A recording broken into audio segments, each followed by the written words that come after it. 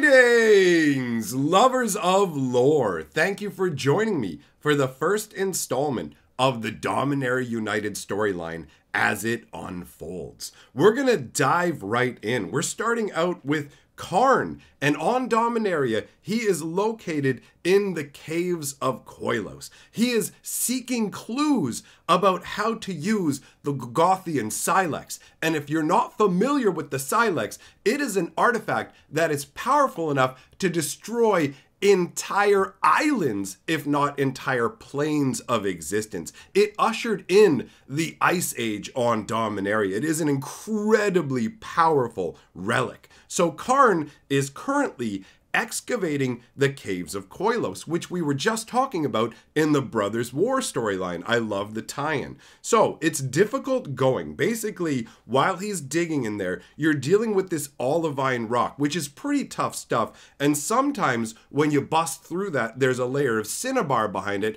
which may not be as difficult to get through. But then other times there's sandstone. So basically it boils down to there are all kinds of issues with getting through the different types of rocks that are in this cave. So what Karn has done is he's created a series of excavators because he's determined. The reason that he is digging for information about the Silex is he knows for a fact that Phyrexia has returned to Dominaria. He can literally feel their existence on the plane, right? He feels their presence out there. He knows that they're there. And he literally has a Phyrexian Heartstone as his effective matrix, right? So he is keyed into the Phyrexians on a level that no one else is. But unfortunately for him, none of the other planeswalkers, anyone else that he's spoken to, believes him that the Phyrexians are here. They say the Phyrexians were here hundreds and hundreds of years ago and they got wiped out. And the other Phyrexians are trapped across the blind eternities,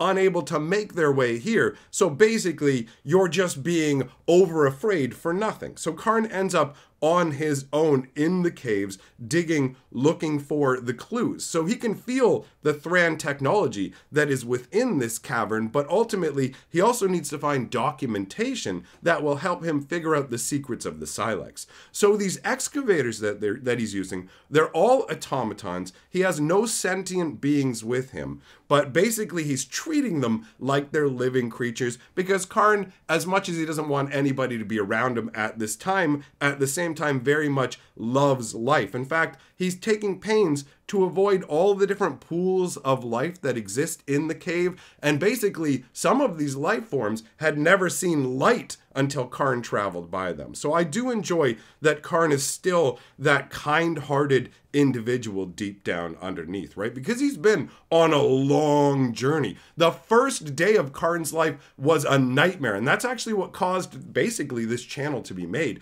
talking about that story. So if you haven't heard about the first day of Karn's life, you should check that video out after this because it will give you more of a view into what he is all about. So you've got this situation where Karn is deep in the caves of Koilos. These excavators are working overtime. It's no problem that they keep breaking down because Karn has all the magic he needs to sort them out. He can open them up with his magic, pull out the parts that aren't working, and instantly generate new parts out of metal, pop them back in, and keep them going. So him and his crew are essentially tireless. They can go 24 hours a day with no problems, which allows for a lot of excavating to take place, right? And he honestly enjoyed the piece of it as well, because while he was focused on the task of excavating the caves, he didn't have to worry about others. He didn't have to find out who out there might have already been completed, taken over by the Phyrexians. So these thoughts were actually interrupted when his automatons managed to break into the chamber that he was targeting.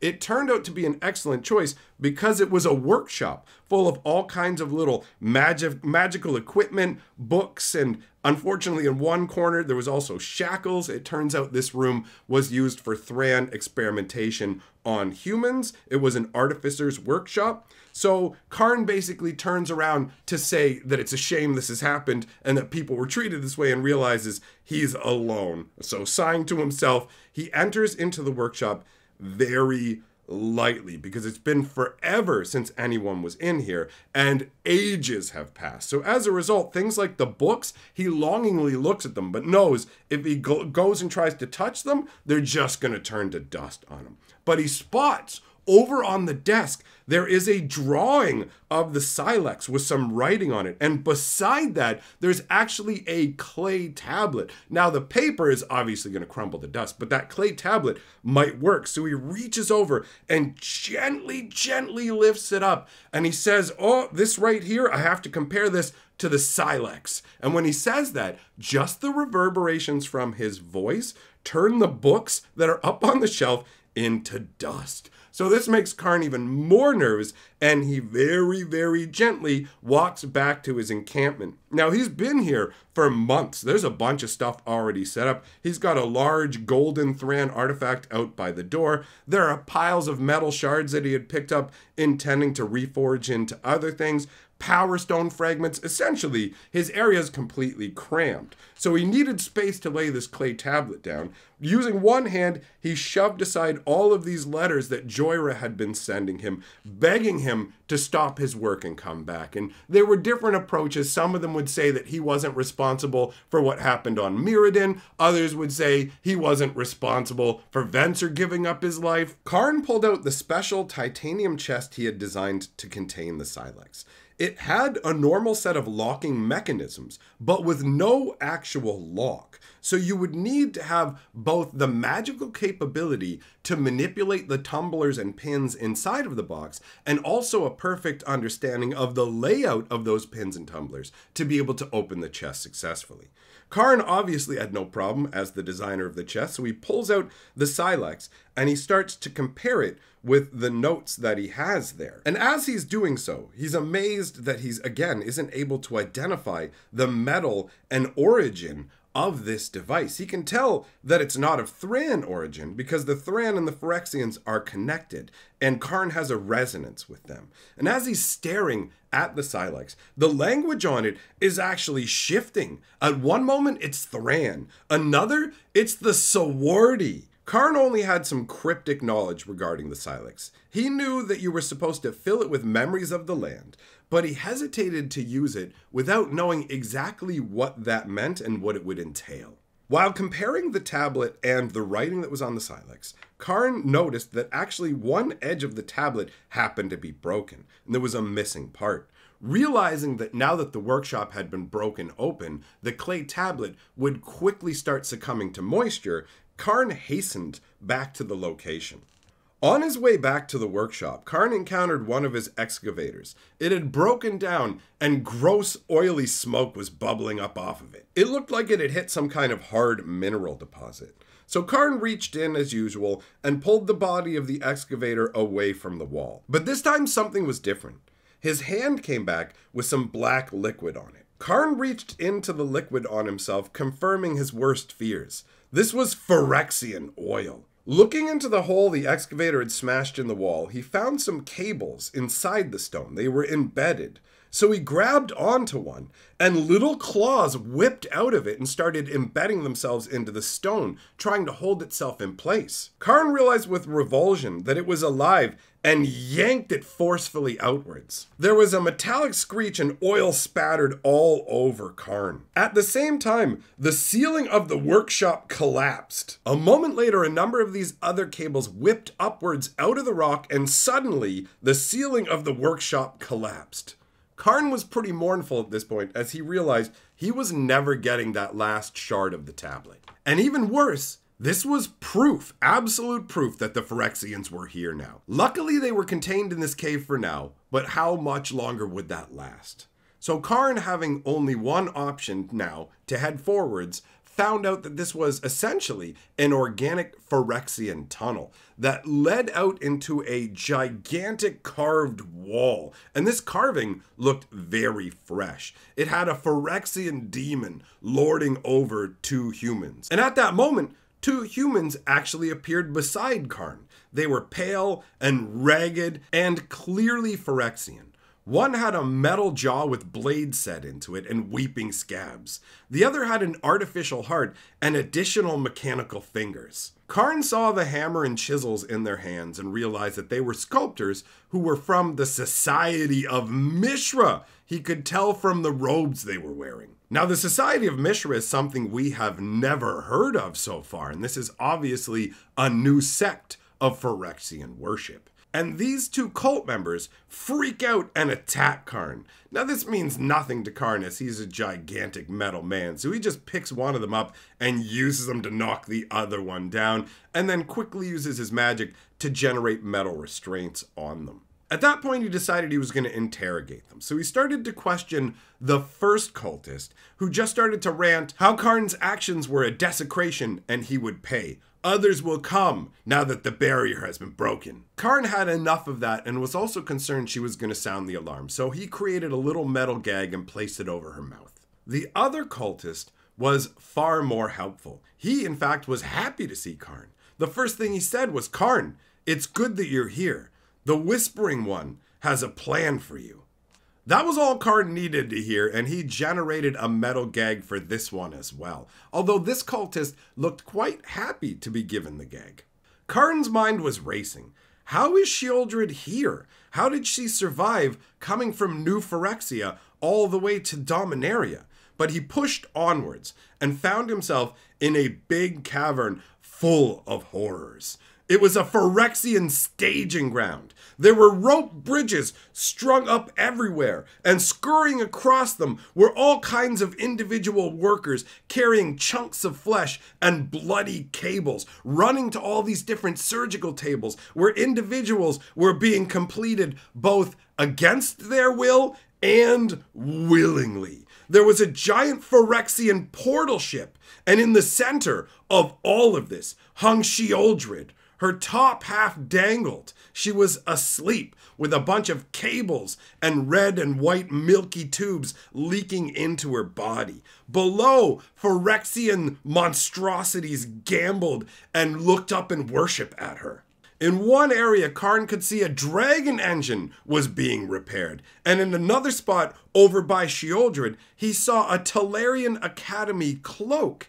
It turned out the figure who was wearing it was feeding selected flesh specifically into the tubes that were going into Sheoldred. So Karn at that point realized he had seen enough, and he started to generate an artifact that would be strong enough to obliterate everything within this cavern and wipe out all of the Phyrexians at once. But suddenly, an alarm sounded, and the Phyrexians started to scatter and evacuate like cockroaches when a light gets flipped on. So they're boarding their little surgical outfits up onto the skyships, scurrying, getting ready to bail out of there. At the same time, a lightning blast goes flying like right over Karn's head, let loose by the glaive that's held by that person who's wearing the Talarian cloak. After she fired that lightning blast at Karn, the Talarian replaced one of her eyes with a stone capable of firing magic rays. Karn barreled forward, still intent on destroying everything.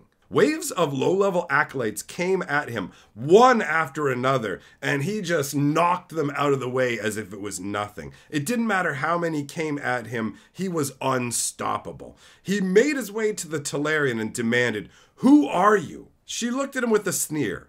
"I'm Rona," and she gestured towards Sheoldred, "and this is Dominaria's salvation." Saying that, she blasted lightning directly into Karn's frame, which actually did a little bit to slow him down. But after that, she came at him, trying to drive her blade into what she thought were the seams of his armor, looking for vital spots. But ultimately, Karn being a golem, this did absolutely nothing to him. So he grabbed her by the head and shoved his thumb directly into her eye socket, crushing the gem. He threw her into a wall, breaking her bones and one of her legs. She laid there in a heap. "Why aren't you finishing me?" Karn looked down at her. "I'm not a weapon." You have to understand that Karn holds a lot of resentment as to how he was used by Urza over the years. So he has a particular level within he's willing to operate, and he's not down with just ending people's lives. He tries to harm them as little as possible comparatively. I mean, Rona obviously is an exception, but she's pretty hardcore. So he's doing as much as he thinks he needs to do to stop her, and then he turns to what's important. After saying, "I'm not a weapon," he immediately turns and grabs Sheoldred. Now, because of the resonance between him and Phyrexia, he can actually feel her, and Sheoldred can feel him. So she wakes up, she stirs, and she speaks into his mind because he can read her thoughts. And she says, "Welcome, Father. What plans I have for you." And Karn just recoils in horror, not just at what she's saying, but the realization. Because when he dipped into her mind, he saw the truth. Phyrexia is not just in the caves of Koilos, not just in this cavern. Phyrexia is everywhere. Nowhere in Dominaria is free. Every governing body, the military, regular folk, scribes, bakers, even children, all with Phyrexian weaponry embedded deep in them, waiting for the moment to be released and turn against the Dominarians. So Karn steps forward. He takes the destructive artifact and he shoves it directly into the middle of Sheoldred's body. And he goes to release the power of it. But when he does so, he realizes that he's frozen. There's nothing he can do. And that's when, from behind him, he hears Rona say, "You should have killed me when you had the chance. We've been waiting for you, Karn." And as she's saying this, she tears the magical stone and its setting straight out of her head and jams a new Phyrexian gear set straight into her eye socket. It's a super intense moment. So it dawns on Karn that he is immobilized by some sort of magic that Rona has prepared for him. And at the same time, he can hear this boom, boom, boom going off. And Rona, gloating, tells him that's the sound of the Phyrexians evacuating. We're all moving to other strongholds, of which we have many. You'll never stop us. And as she's saying this, Sheoldred reaches out and breaks apart across Karn, her body breaking into all these tiny little pieces with legs that skitter all down his form to the floor so she too can be evacuated. And once Sheoldred is clear of Karn, that's when Rona flips a switch and the entire ceiling collapses. Massive amounts of stone blocks start to slam down on top of Karn as Rona runs off with Sheoldred. And as Rona moves further away, Karn is able to slightly move, but unfortunately for him, the stones are just pounding down upon him one after another. And there's so much weight that even though he is this massive being, he doesn't have the physical strength to move the stones. So ultimately he realizes that there's nothing he can do and he's going to have to planeswalk away. But there's a problem. There's a particular type of magical interference that exists because of all the Thran technology in the caves of Koilos, and it actually blocks Karn's ability to planeswalk away. So instead, Karn is trapped under tons and tons of rock, unable to move, unable to planeswalk away, unable to do anything other than think of the fact that he's the only one who knows that the Phyrexians are everywhere in Dominaria, and there's nothing he can do. He can't go anywhere. He can't tell anyone. What an epic story, my friends. I hope you enjoyed this installment of the Dominaria United story as it unfolds. We will be covering the next part of the story tomorrow. We're going to do one every day as Wizards releases them. If you enjoy what's going on here, then you can support our work by joining the Patreon or the channel membership. Thank you to everyone who supports this, and I will see you all, my friends, in the next video. Remember, lore is life.